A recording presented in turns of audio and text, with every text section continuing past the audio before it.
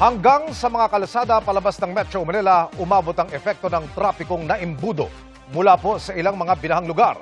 Nakatutok live si Maki Pulido. Maki! Humupa na ang baha sa kanto ng EDSA at Quezon Avenue at EDSA, kanto ng EDSA at North Avenue. Pero naging matindi pa rin ang traffic hanggang alas 6 ng gabi.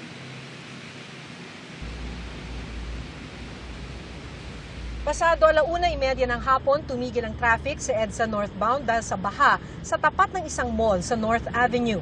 Nagbaha rin sa tapat ng isang mall sa kanto ng EDSA at Quezon Avenue. Binaybay namin ang kahabaan ng EDSA mula Quezon Avenue hanggang Monumento mula alas 3 ng hapon kanina. Wala kaming inabutang baha, pero talagang mabigat ang traffic. Mahigit 1 oras ang biyahe mula sa kanto ng Quezon Avenue hanggang Monumento na may layong nasa 7 kilometers. Ang ilang choke points ay sa mga karaniwang lugar na iipit kung rush hour. Gapang ang traffic approaching sa isang kilalang mall sa kanto ng EDSA at North Avenue. Paglampas nito, bahagyang lumuwag ang traffic hanggang Muñoz. Pero gapang na uli mula Muñoz hanggang Balintawak o yung exit papuntang NLEX. Maluwag na ang traffic paglampas ng Balintawak hanggang Monumento. Pabalik naman ng southbound mula Monumento, mabigat approaching Cloverleaf at gapang na ito hanggang North Avenue. Ayon kay MMDA Chairperson Don Artes, humupa agad ang baha in 30 minutes to 1 hour. Sadyang marami raw lang talaga ang binuhos na ulan mula 9 a.m. to 2 p.m.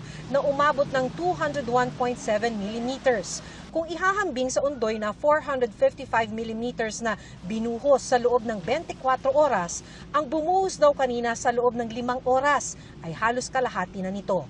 Kaya na-overwhelm daw ang mga waterway pero humupa rin agad ang baha.